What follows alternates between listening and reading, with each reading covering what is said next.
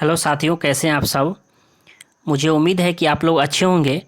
आज हम इस वीडियो में बात करने वाले हैं सीडीपी के टॉप 10 क्वेश्चन को लेकर। तो हमारा जो फर्स्ट क्वेश्चन है ये है कि संविधान के किस संशोधन से शिक्षा एक मौलिक अधिकार बन गई है। तो यह हमारा, आप देख सकते हैं, यह हमारा ऑप्शन हो जाएगा 25वां, या हमारा 86, या 22, या 52। तो ये हमारा जो है संविधान के किस एक्ट के तहत, यानी जब संशोधन हुआ था, तो यह हमारा क्या हो जाएगा 86 अमेंडमेंट एक्ट के तहत हमारा यह जो है ये शिक्षा को एक मौलिक अधिकार के रूप में जोड़ा गया। जैसा कि आप इन्हें भी देख सकते हैं, यहाँ आप इन्हें स्क्रीनशॉट भी कर सकते हैं कि 86 अमेंडमेंट जब हुआ था, अधिनियम 2002 में हुआ था, तो उसमें संविधान के अनुच्छेद जो है उसमें 21A को भी जोड़ा गया। तो इन्हें आप भी याद रख सकते हैं, ये हमारा क्वेश्चन बहुत बार परीक्षाओं में पूछा जा रहा है। इसके साथ इन्हें आप याद रख सकते हैं कि इसके द्वारा, यानी 21A के द्वारा 6 से 14 वर्ष तक के जो बच्चे होते हैं, तो उसकी सभी बच्चों को निःशुल्क और अनिवार्य शिक्षा का प्रावधान है। तो आप इन्हें याद रख सकते हैं कि 86 अमेंडमेंट जब हमारा संशोधन हुआ था 2002 में, तो उसमें 21A को जोड़ा गया। साथ ही उसमें ये किया गया कि 6 से 14 वर्ष तक के जो बच्चे हैं ये निःशुल्क और अनिवार्य शिक्षा, अनिवार्य का तात्पर्य होता है कि आप 14 वर्ष से कम बालक को आप कोई भी काम नहीं करा सकते हैं, यानी उन्हें एजुकेशन पर जोर देना होता है। फिर अगले क्वेश्चन पे चलते हैं। अगला क्वेश्चन हमारा है कि विकास कभी समाप्त होने वाली यह प्रक्रिया नहीं है, यह कथन विकास के किस सिद्धांत से संबंधित है। क्वेश्चन है कि विकास कभी समाप्त न होने वाली प्रक्रिया है। ये सही बात है। विकास जो होती है ये हमारा माँ के गर्भ से लेकर, यानी भ्रूणावस्था से लेकर व्यक्ति के जीवन के मृत्यु तक चलती है। तो इन्हें आप याद रख सकते हैं। और ये जो होता है यह निरंतरता का सिद्धांत पर आधारित होता है, यानी एक कंटिन्यूअस रूप में हमारा यह चलता रहता है। यानी माँ के गर्भ से लेकर जब तक कोई व्यक्ति की मृत्यु नहीं हो जाती, यानी मृत्यु तक हमारा विकास का जो क्रम रहता है, ये विकास जो होती है ये चलती रहती है। जैसे आप देख सकते हैं, आपको मैं दिखाने की कोशिश करूँगा। देख सकते हैं ये बच्चा है। जब ये बच्चा माँ के गर्भ में रहता है तो उसी समय से उसका विकास शुरू हो जाता है। और ये बच्चों का जो होता है, ये देख सकते हैं छोटा सा कितना प्यारा सा बच्चा है। जब वह इसी रूप में माँ के गर्भ में रहता है तो उसका विकास शुरू हो जाता है और यह जीवन पर्यंत चलती है। फिर अगले क्वेश्चन पे हम चलते हैं। हमारा अगला क्वेश्चन है कि रूही नाम की एक लड़की है। रूही हमेशा समस्या के एकाधिक समाधानों के बारे में सोचती है। यानी क्वेश्चन है कि रूही नाम की एक लड़की है जो समस्या के एकाधिक का मतलब होता है एक से अधिक। ये क्वेश्चन जो है ये सीटेट में 2 बार आ चुके हैं। तो यह क्वेश्चन जो है कहीं ना कहीं आपके सभी एग्जाम में पूछे गए हैं। बहुत सारे इंपॉर्टेंट क्वेश्चन है। एकाधिक का मतलब होता है एक से अधिक समाधान के बारे में सोचती है। यानी रूही नाम की एक लड़की है, अगर उसके पास अगर समस्या आती है, एक समस्या आती है, तो उसका समाधान अनेकों तरह से वो सोचती है कि ऐसा नहीं करना है, ये करना है। यानी अगर उसके पास प्रॉब्लम आती है तो अनेक प्रकार के उसका सॉल्यूशन भी ढूंढ लेती है। अगर उसे मान लीजिए कोई काम करना है और अगर एक ऑप्शन नहीं मिलता है तो दूसरे ऑप्शन के लिए भी ट्राई करती है। तो यह कैसी लड़की है? सृजनात्मक विचारक है, अविचारक है, ये हमारा क्या हो जाएगा, अनमय विचारक है, या आत्म केंद्रित विचारक है। तो यह जो होता है ये हमारा सृजनात्मक विचारक होता है। यानी और एक बात और बता दूं, सृजनात्मक विचारक को हमारा ये क्रिएटिव जो थिंकिंग होती है, तो यह हमारा क्या होता है, इन्हें आप अपसारी चिंतन के रूप में भी याद रख सकते हैं। यानी ऐसे बच्चे को अपसारी चिंतन कहते हैं। तो इन्हें आप याद रख सकते हैं। जैसे आप देख सकते हैं, यहाँ आप एक पिक देख रहे हैं, यहाँ आप पिक देख रहे हैं। देखिए सभी बच्चे क्या कर रहे हैं, कुछ ना कुछ अपना एक्टिविटी कर रहे हैं। यानी देखिए तोड़ना जोड़ना, मतलब देखिए एक देख सकते हैं सभी बच्चे कुछ ना कुछ अपने अलग तरीक़ा से एक्टिविटी करते हैं। यानी सृजन कर रहे हैं, तो ऐसे बच्चों में जो होती है सृजनात्मक का विकास होता है और ऐसे बच्चों को हमें अपसारी चिंतन भी कहते हैं, डाइवर्जेंट थिंकिंग वाले स्टूडेंट। फिर अगले नंबर क्वेश्चन पे चलते हैं। अगला क्वेश्चन है हमारा कि मानव विकास यानी ह्यूमन डेवलप, हमारा जो मानव व्यक्तित्व यानी ह्यूमन पर्सनैलिटी जो होता है इसका क्या परिणाम होता है। तो यह हमारा जो होगा यानी ह्यूमन पर्सनैलिटी, एक मानव का जो पर्सनैलिटी होता है तो ये किस प्रकार होता है। तो आपको बता दूं, यह हमारा आनुवंशिकता और वातावरण दोनों की क्रिया होती है। अगर किसी व्यक्ति का अगर व्यक्तित्व जो होता है हमारा पर्सनैलिटी बेहतर है तो कहीं ना कहीं उसका आनुवंशिक का भी, और उसके बाद वातावरण यानी किस माहौल में रह रहा है, तो दोनों का संयोजन बहुत ही ज़रूरत होता है। क्योंकि देखा गया है कि अगर कोई व्यक्ति का पर्सनैलिटी बेहतर होता है तो उसके कहीं ना कहीं उसके माता पिता से और उसके साथ साथ एक बेहतर वातावरण उसको मिलता है, तो उस प्रकार के पर्सनैलिटी को बेहतर रूप में दिया जा सकता है। तो इन्हें आप याद रख सकते हैं, यानी आप एक पक्ष को जोड़ नहीं दे सकते हैं, दोनों पक्षों को जोड़ देना होगा। इसके बाद हमारा अगला क्वेश्चन है मानव जो है विकास परिणाम यानी ह्यूमन डेवलपमेंट क्या है। तो मानव विकास जो होता है हमारा, ये मात्रात्मक और गुणात्मक दोनों होता है, यानी क्वांटिटेटिव और क्वालिटेटिव जो हमारा होता है, क्वालिटी और क्वांटिटेटिव ये हमारा दोनों होता है। तो इन्हें आप याद रख सकते हैं, ऐसे प्रश्न आपको परीक्षा में देखने को मिलेगा। और उसके बाद है देख सकते हैं यहाँ पॉइंट को भी मैंने नोटिस किया हूँ जिसे आप याद रख सकते हैं, ऐसे प्रश्न जो है आपको परीक्षा में देखने को मिलेगा। वृद्धि केवल हमारा क्या होता है परिणाम होती है, जबकि विकास जो होती है ये हमारा परिणात्मक और गुणात्मक दोनों होता है। तो इन्हें आप याद रख सकते हैं। आप इन्हें भी याद सकते हैं, growth is only quantitative while development is both quantitative and quality, यानी जो है विकास जो है क्वालिटी और क्वांटिटिव दोनों होता है, जबकि हमारा ग्रोथ जो है ये सिर्फ हमारा क्वांटिटिव होता है, यानी मात्रात्मक होती है, परिणात्मक। इन्हें आप याद रख सकते हैं।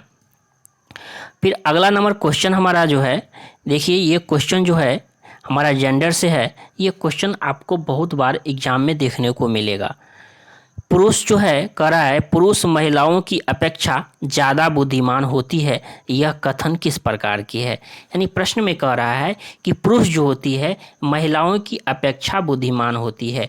कहता भी है कि गणित जो होती है ये पुरुषों को ज़्यादा आती है और महिलाओं को कम आती है। तो यह आपकी क्या धारणा है। तो यह हमारा जो साथियों हो जाएगा, यह हमारा लैंगिक पूर्वाग्रह को प्रदर्शित होता है, क्योंकि पहले से ऐसी धारणा बनी रही है कि नहीं पुरुष जो होती है ये वह काम करेंगे और महिला ये काम करेगी, महिला खाना बनाएगी और पुरुष जो है हमारे मार्केट से सामान लाएंगे। तो ये हमारा क्या होगा, यह पहले से ऐसी धारणा बन चुकी है।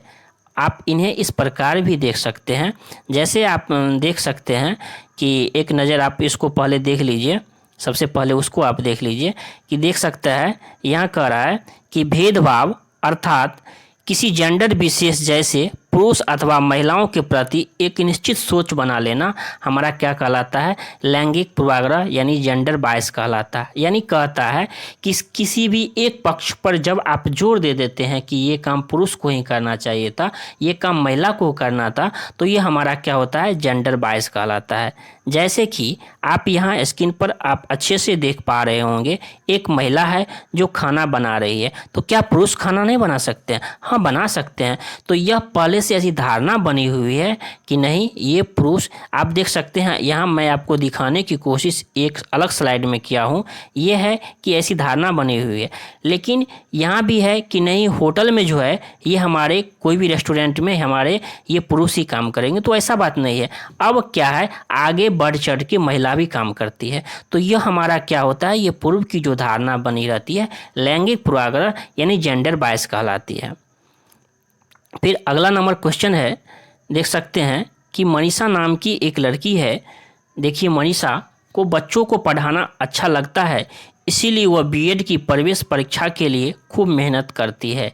यानी मनीषा नाम की एक लड़की है जिन्हें क्या है, वो उसे पढ़ाना अच्छा लगता है, तो वो बीएड की प्रवेश परीक्षा की तैयारी कर रही है। तो यह आंतरिक रूप से प्रेरित है या बाह्य रूप से या सक्रिय रूप से या बौद्धिक रूप से। तो साथियों आपको बता दूं कि एक लड़की है जो उसे पढ़ाना यानी उसको टीचर एक पैशन है, उसे बेहतर लग रहा है, तो उसके लिए जो रिक्वायरमेंट होती है कि बीएड या डीएड जो ज़रूरत होती है उसकी तैयारी कर रही है लड़की प्रवेश परीक्षा के लिए कि मेरा एडमिशन उसमें हो जाए जिससे मैं भविष्य में टीचर बन जाऊँ यानी बच्चों को पढ़ाऊँ। तो यह क्या है, उसमें उसमें क्या है, यह इंटरनल मोटिवेशन है, यानी आंतरिक रूप से वो अभी प्रेरित है कि मुझे पढ़ाना है और मुझे ये अच्छा लगता है और इसीलिए क्या कर रही है, वो मेहनत कर रही है। देखिए आंतरिक रूप से बाद हुए क्या है, एक्टिव तो होगा, सक्रिय होगा, बट वो अंदर से क्या है, मोटिवेट है, खुद से उसको मतलब खुद से अच्छा लगता है। एक होता है बाय मोटिवेशन और एक होता है आंतरिक, तो दोनों होता है। एक होता है किसी को देखा देखी में और ये होता है, और एक होता है कि हाँ मुझे ये अच्छा लगा मैं ये करूँगा। तो इस प्रकार के जो मोटिवेशन होते हैं हमारा इंटरनल मोटिवेशन होते हैं, इन्हें आप याद रख सकते हैं। देख सकते हैं ये लड़की है जो बेहतरीन ढंग से पढ़ाई करती है, बीएड की तैयारी कर रही है, तो उन्हें आप देख सकते हैं। उसी स्लाइड में आपको मैंने दिखाने की कोशिश कर रहा हूँ, ये लड़की है जो बीएड की प्रवेश परीक्षा कितनी बेहतरीन ढंग से, जो आप देख सकते हैं एयरफोन लगा के कितनी अच्छी से तैयारी कर रही है। यानी उसमें क्या है, एक अंदर से एक मोटिवेशन बना हुआ है कि मुझे पढ़ाना अच्छा लगता है, मैं पढ़ाऊँगा, इसीलिए वो बीएड की तैयारी कर रही है प्रवेश परीक्षा के लिए। तो उसके क्या है, इंटरनल मतलब मोटिवेशन मिला हुआ है। फिर अगला नंबर क्वेश्चन पे है कि हमारा कह रहा है कि बुद्धि की, हमारा जो स्पीयरमैन की परिभाषा में जी कारक क्या होता है। देखिए दो हमारा जो दिया थे दो खंड, मानी जनरल फैक्टर और जो हमारा क्या होगा स्पेसिफिक फैक्टर। मतलब बुद्धि जो होते हैं ये दो प्रकार के होते हैं, स्पीयरमैन के अनुसार बुद्धि दो प्रकार के होते हैं। पहला हमारा जी और दूसरा क्या हो जाएगा, हमारा क्या हो जाएगा एस, यानी जी एस का है। तो इन्हें आप याद रख सकते हैं। एक जैसे याद रखिए, आपको याद करने का तरीका मैं आपको बता देता हूँ। जैसे दोस्त के नाम पर आप रखिए, एक होता है गर्ल फ्रेंड और एक होता है स्टूडेंट फ्रेंड। तो मतलब क्या, इन्हें आप याद सकते हैं जी एस, ठीक ना।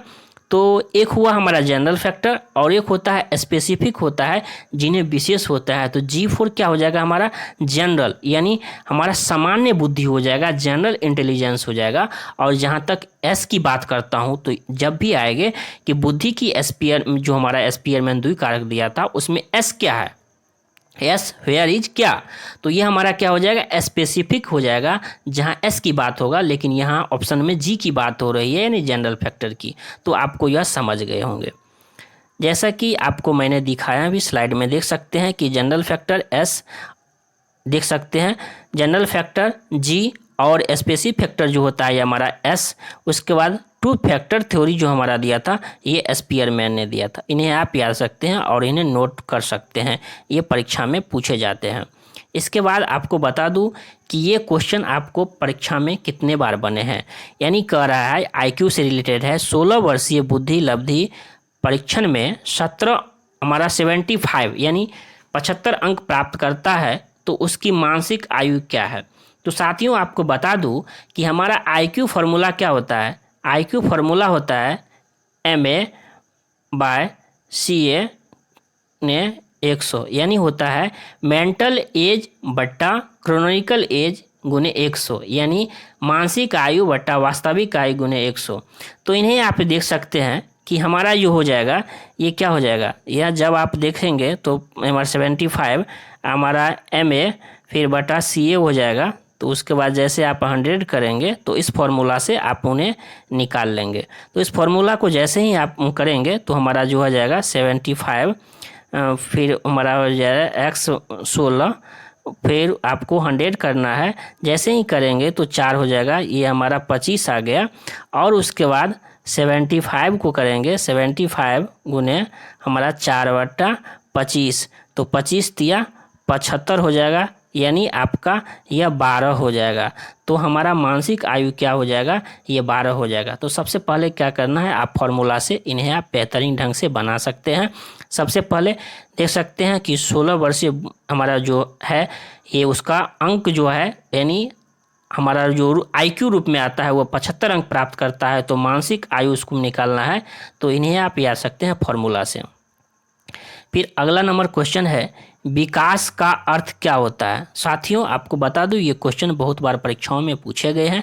हमारा डेवलपमेंट का क्या अर्थ होता है, तो ये हमारा जो होता है साथियों आपको बता दूं ये हमारा क्या होता है, फ्रॉम टॉप टू बटन, यानी सिर से तल की ओर होता है। यानी कोई भी चीज़ होता है ये टॉप से होगा, फिर उसका क्या होगा, हमारा टॉप टू बटन होगा। तो इस प्रकार विकास जो होता है बेहतरीन रूप में, बच्चों को विकसित रूप में होता है। तो सबसे पहले हमारा टॉप टू बटन होता है। तो साथियों आपको ये वीडियो कैसा लगा आप हमें कमेंट बॉक्स में ज़रूर बताइएगा। और आपको बता दूं साथियों कि हमारा यह सीरीज चल रहा है CDP मस्ती पे। CDP मस्ती चैनल पे आपको सभी तरह के हमारे टॉप 10 क्वेश्चन को इस वीडियो में सभी हमारा जो डिस्कस चलेगा। तो यह हमारा सीरीज चलेगा, बहुत दिनों तक सीरीज चलने वाला है। तो आपके अगर आप चाहते हैं कि सभी दिन हम प्रैक्टिस करें तो CDP के सभी बेहतरीन क्वेश्चन को जो कहीं ना कहीं परीक्षाओं में पूछे गए हैं, तो इसके लिए हम क्या करेंगे, डिस्कस करेंगे। तो प्लीज़ चैनल को सब्सक्राइब कर लीजिए और दोस्तों के साथ शेयर ज़रूर कीजिए, ताकि जो साथियों आपको बता दूं कि इस चैनल के माध्यम से कि हमारा जो CDP का जो है ये बेहतरीन टॉप 10 क्वेश्चन इसी तरह चलता रहेगा। और साथियों आपको मुझे विश्वास है आपकी इसी तरह से आपको और समझाने की कोशिश कर रहा हूं कि आप जिस तरह बेहतरीन ढंग से समझ में आए। तो साथियों आपको वीडियो आप दोस्तों के साथ शेयर करना मत भूलिएगा। मुझे उम्मीद है कि आपको यह वीडियो पसंद आया होगा। दोस्तों के साथ शेयर ज़रूर कीजिए। अगर इस चैनल को पसंद आ रहा हो वीडियो को तो कमेंट ज़रूर कीजिएगा और वीडियो को लाइक ज़रूर कीजिएगा। एक मोटिवेशन अंदर से मिलता है। तो कमेंट बॉक्स में ज़रूर बताइएगा कि वीडियो आपको कैसा लगा। धन्यवाद।